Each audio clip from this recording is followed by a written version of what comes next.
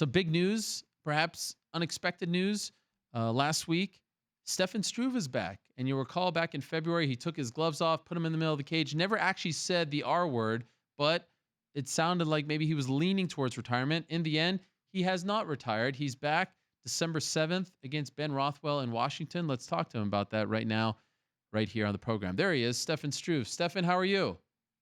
What's up, Ariel? I'm really good, man. How are you? I'm doing great. Thank you for doing this, and apologies for changing the time on you so many times. I appreciate you being so flexible. Thank you very Yeah, all much. good, man. I really just got back from training, so it all works out. All good. Okay, great. So, welcome back. Thank you. Why did you decide to do this and not officially retire? As I said, when I made that announcement, I wasn't 100% sure yet.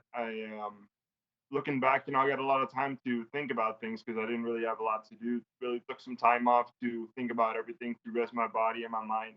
And yeah, I was burned out.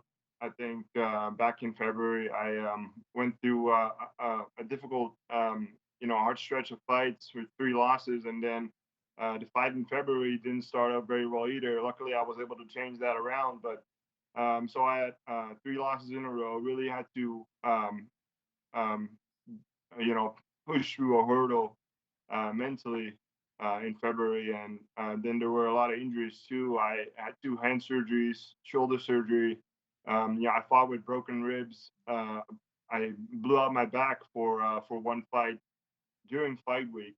It just wasn't a lot of fun to me anymore, and I put so much work and time in my career because pretty much moved to Florida to really make the most of my career. And the first couple of years it was awesome, and then when you put so much work in and you don't get the results back, it's really depressing. It doesn't give you what you wanted out of it. So I was happy with that win. I just really needed some time off and to think about everything. But the time off did me in very well, and I feel refreshed now. My mind's clear and I'm ready to go again.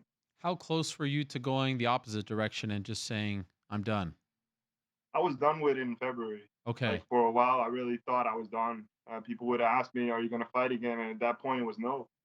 I really didn't feel like fighting at that point. I really just needed some time off and to really, understand how much I like doing this too, and how passionate I am about, doing this. And there really isn't another thing right now that I would rather do and that I'm as passionate about. So yeah, I still really enjoy doing this, getting ready for the fights, fighting.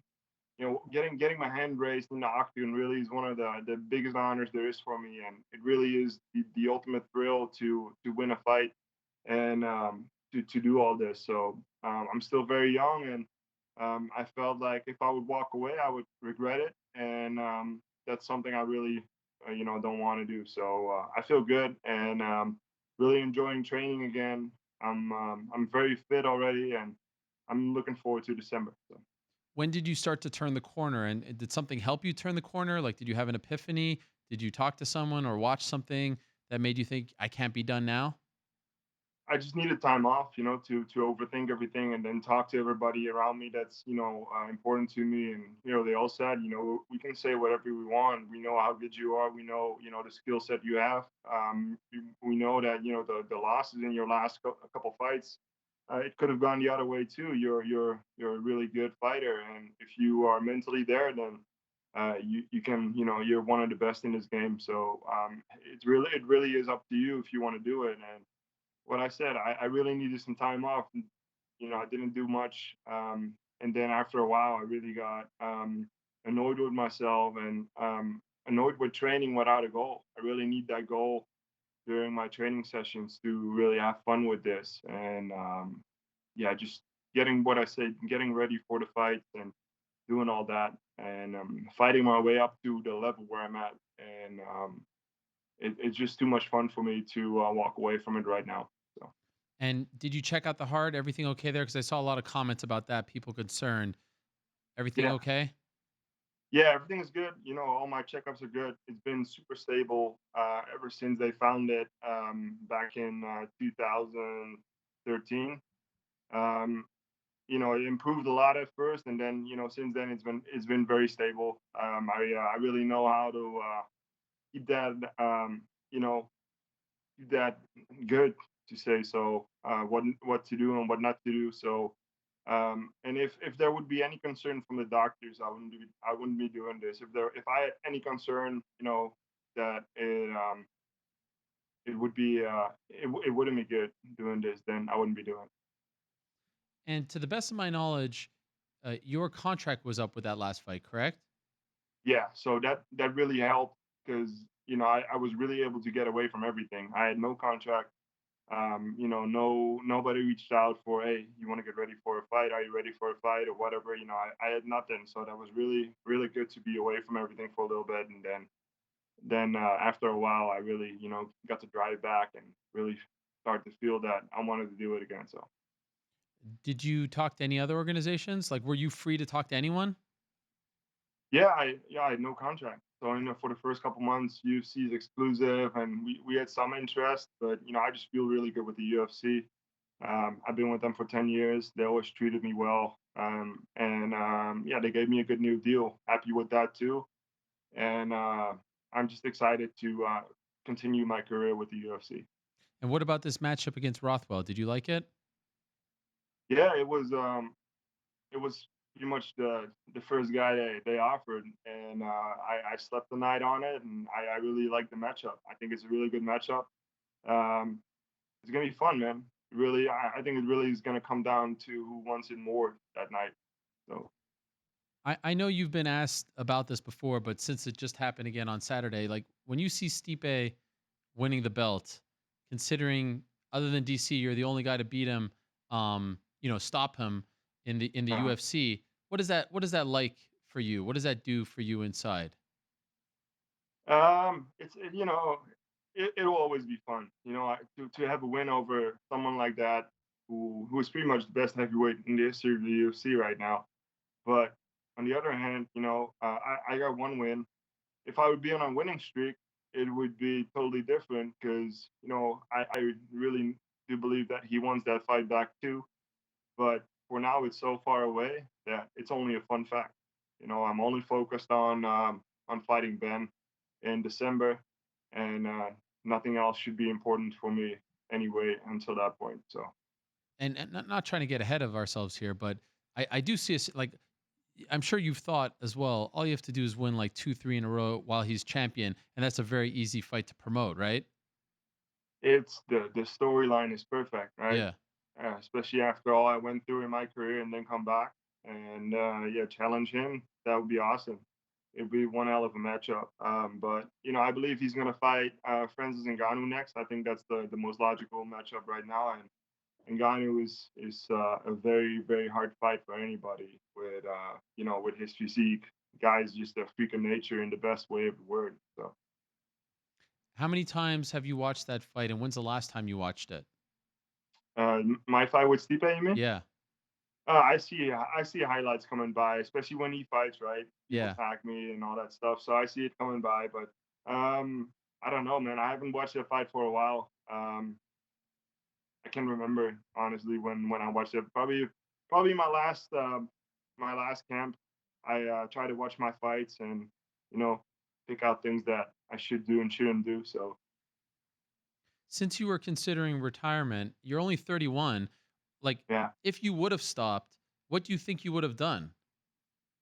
that's another hard one, right? Because there's nothing right now that really I'm as passionate about as MMA. That really I wake up at night already right now, and I'm thinking about the matchup, what I need to do, and how I'm gonna get ready, and what we need to improve on in training, and do we have to call this trainer, that trainer, who are we gonna involve in the training camp?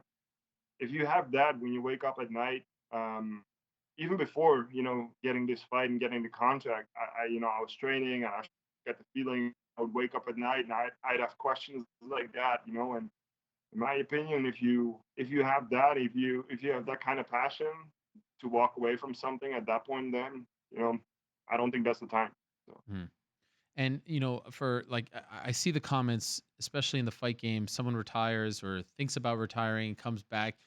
I'm starting to sense it now with Gustafson as well. Especially when you're you're young, when you're like on the other side of 35, not towards 40, but towards 30, everyone expects, oh, of course you're going to come back. Why, now that you've gone through that, why is it so hard for fighters to say goodbye?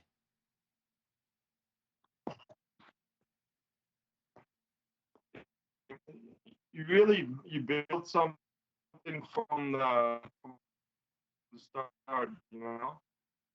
Oh, Do you still hear me? now it's breaking up. Let's see now. Are you Is still better? there? Yeah, I can hear you. Hear me? Yeah.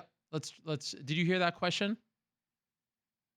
Yeah, you start something, and especially me and Gus, we start so young, and you build yourself up to a point where you are, doing very well in the sport.